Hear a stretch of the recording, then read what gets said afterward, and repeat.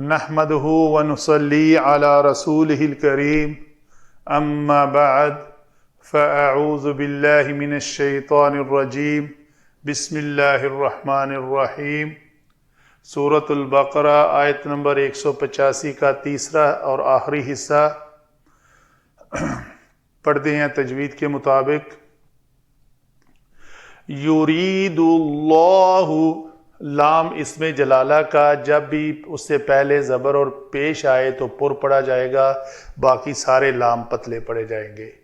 یرید اللہ بکم الیسر ولا یرید بکم العسر ولتکملوا العدہ وَلِتُكَبِّرُوا اللَّهَ عَلَى مَا هَدَاكُمْ وَلَعَلَّكُمْ تَشْكُرُونَ۔ آگے چلتے ہیں جی علم صرف۔ یریدو، یہ ارادہ یریدو یہ فعل ہے اور یہ باب افعال سے ہے۔ باب افعال فعل مضارع واحد مذکر غائب کا صیغہ، اللہ اسم جلالہ، با اور کم مرکب جاری، الیسر اسم منصوب، واو عطف، لام نفی، یریدو پھر وہی کلمہ، بکم مرکب جاری، العسر، الیسر اور العسر یعنی عین اور یا کا فرق، واو عطف، لتکملو، یہ اکمل یکملو سے تکملون تھا تو یہ لام سببیہ ہے۔ اس لام سببیہ کے بعد ایک ان مضمرہ ہوتا ہے جو اپنا عمل کرتا ہے، تو اس وجہ سے یہاں سے نون اعرابی حذف ہوا ہے۔ یہ تکملون تھا، تکملون سے نون ان مضمرہ نے ہٹایا، ادروائز یہ لام سببیہ ہے۔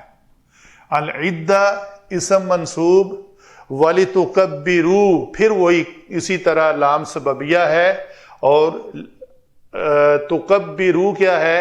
کبرا یکبرو تکبرون جمع مذکر حاضر کا صیغہ، اس میں نون اعرابی کیوں گرا ہے؟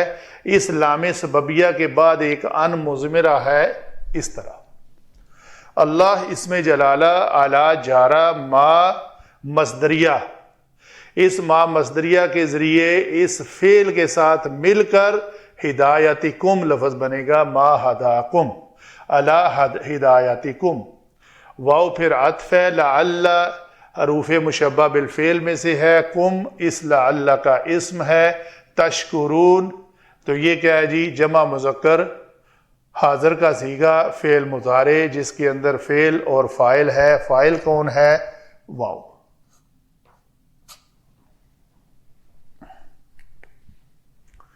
آگے چلتے ہیں جی علم نحو میں، بڑا آسان ہے یہ جملے۔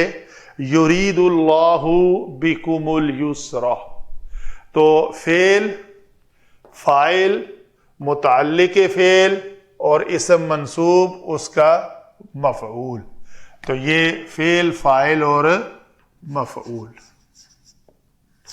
تو اللہ تعالی چاہتا ہے تمہارے اوپر آسانی، اور تمہارے حق میں آسانی چاہتا ہے اللہ تعالیٰ۔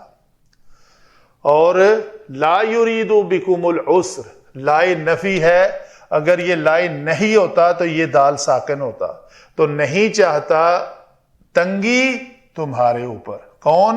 اللہ تعالیٰ۔ فاعل کون ہے؟ آسانی اور تنگی کرنے والی ذات کون ہے؟ وہ ایک اللہ۔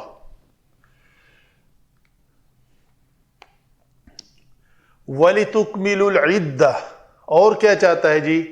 اور وہ یہ دونوں کام اس نے کیوں کیے؟ یہ لام کئی اور لام سببیہ کا ایک اسلوب آتا ہے، یہ ما قبل جو سبب ہوتا ہے ما بعد کا، یہ ما بعد کرنا مقصود تھا تو یہ کام کیا۔ تو اللہ تعالیٰ نے تمہارے اوپر، اللہ تمہارے حق میں آسانی چاہتا ہے اور تمہارے لیے دشواری نہیں چاہتا، اور اس لیے یہ بات کیوں ایسا کیا ہے؟ اس لیے وَلِتُكْمِلُوا الْعِدَّةَ، تاکہ تم گنتی پوری کر سکو،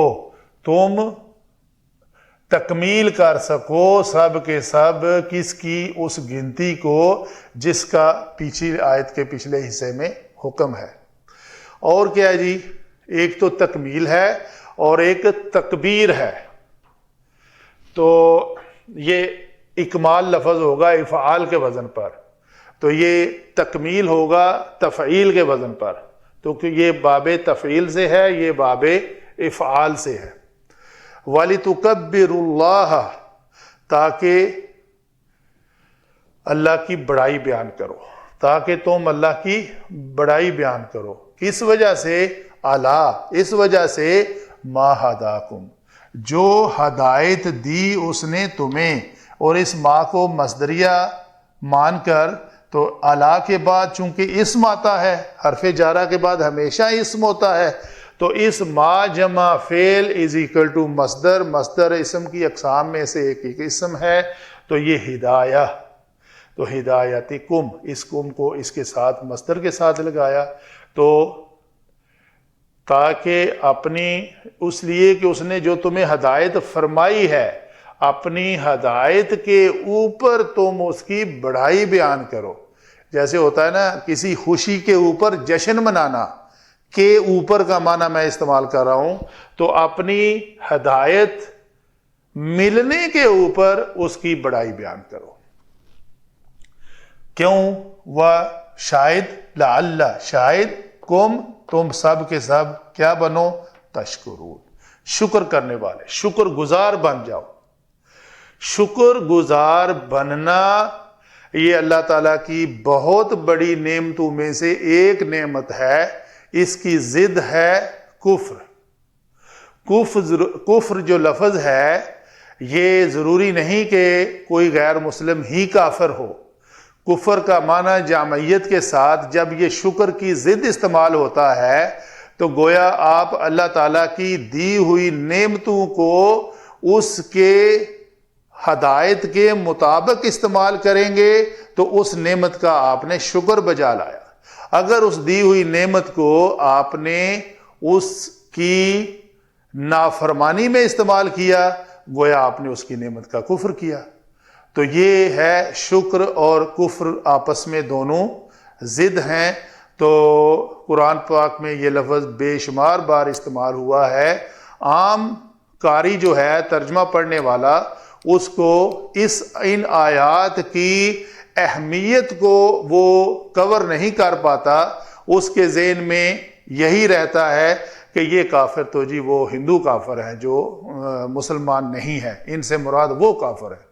جبکہ خود بھی ہم جب کسی اللہ کی نعمت کا انکار کرتے ہیں اور اس کا ہم سمجھو کہ شکر گزاری نہیں کر رہے ہوتے تو وہ کفران نعمت کہا جاتا ہے اس کو۔ اللہ تعالیٰ قرآن پڑھ کر اس کو سمجھنے کی توفیق عطا فرمائے۔ وما علینا الا البلاغ۔